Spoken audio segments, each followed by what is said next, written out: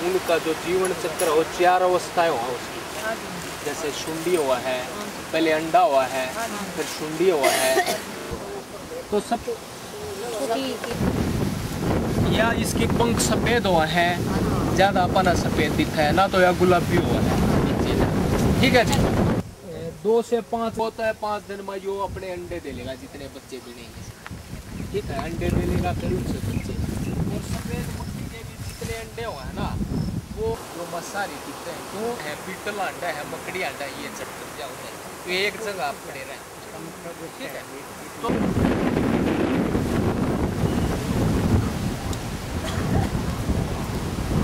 तो एक या सफेद या अपने जीवन में लगभग 100 से वो एक बार है, सभी महिलाएं अपने अपने ग्रुप देश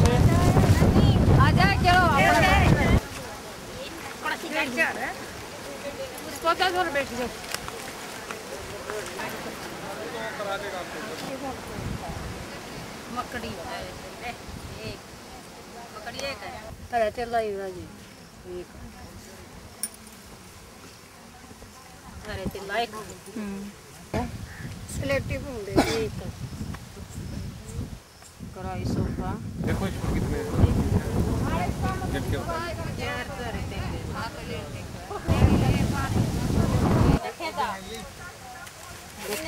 सफेद मक्खी है तुरड़े ये जोड़ा एक इसका मौसिया छोरा आ रहा है, उसकी हरी पाँख आ रहे हैं। हाँ ठीक है, ठीक दोनों हैं। गोब की सुंडी वाला सुन खाओ माओगे अपना फैदा करेगी, बड़ी इतनी पूरी हो जाएगी।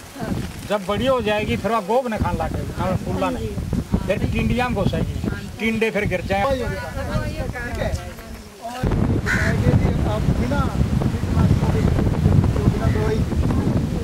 आप अपने कीटों को पहचान लो कि आपके मित्र कीट कौन से हैं, बिना दवाइयों की खेती हो सकती है कि नहीं? हो सकती है कि नहीं? ये हम बड़ी सुंडी या जिन्हें चित्तीदार सुंडी भी कहा रहा पा चित्ती हो इसकी सुंडी के रात को सक्रिय रहते हैं।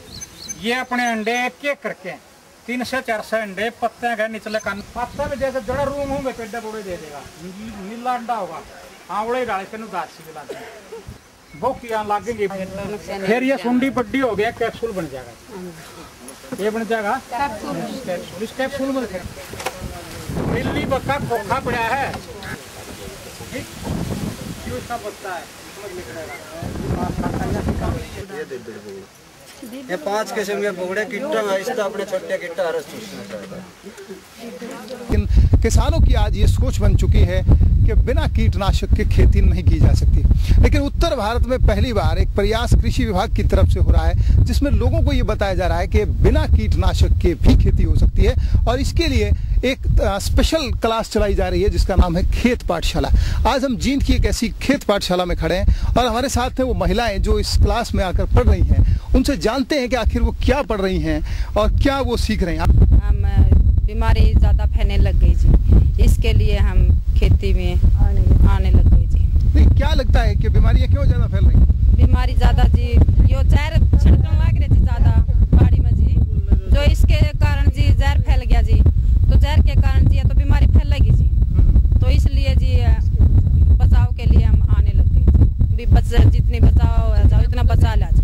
बताइए क्यों, कितने दिन से आप आ रहे हैं, किस वक्त आते हैं, क्या सीखते हैं? हम यहाँ पर 7 हफ्तों से आ रहे हैं और सुबह के टाइम पर यहाँ पर आते हैं, क्योंकि यहाँ पर जो कीट होते हैं हमारी खेती में वो सुबह के टाइम पर ज़्यादा हमलावर होते हैं और उनके बारे में अधिक से अधिक जानकारी सुबह के टाइम में पता लगा सकते हैं। हम यहाँ पर आकर जानकारी प्राप्त करते हैं कि हमारे खेत में कितने कीट हानिकारक हैं और कितने कीट लाभदायक हैं, और जो ये फसल बोई गई है ये हमारी आंखों के सामने बोई गई है और हमने डिसाइड किया है कि हम अपनी फसल को बिना रसायनों के प्रयोग के तैयार करेंगे, जिससे कि ज़्यादा से जो भी खेतीबाड़ी में जहर फैल रहा है उसको कम किया जा सके, और जो आज के समय में इनके प्रयोग से ज़्यादा बीमारियां फैल रही हैं उनको रोका जा सके। इसके लिए हम खेत में खेती से रिलेटेड पूरी जानकारी प्राप्त करने के लिए यहाँ पर आते हैं और डॉक्टर साहब हमारा पूरा सहयोग दे रहे हैं। क्या नाम है आपका? सुदेश जी। और लाभदायक कौन से, दुश्मन कौन से पता लगे? ये दुश्मन है जी चूरडा है जी, ये रसूस्ता है जी पौधे का, एक हरा तेला है जी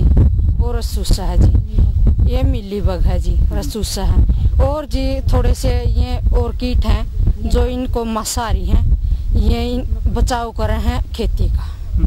हाँ जी।